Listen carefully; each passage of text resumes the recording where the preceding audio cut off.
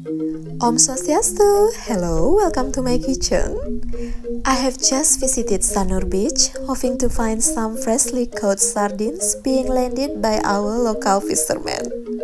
And luckily, here we are, fresh sardine. Or in Bali, we call it bekocing.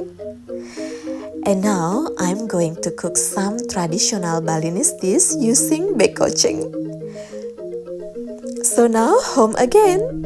I'm going to prepare tom kocing. It's a sardines cooked with fresh grated coconut and bumbu genep covered in banana leaves. First, I fillet the sardine.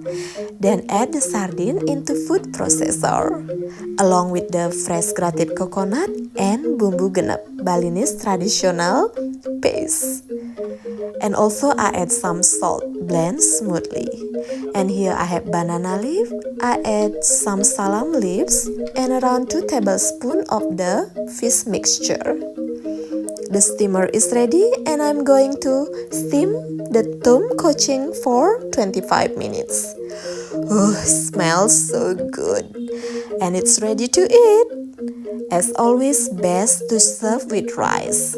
Absolutely yummy. I hope you enjoyed the video. Matur suksema, happy cooking!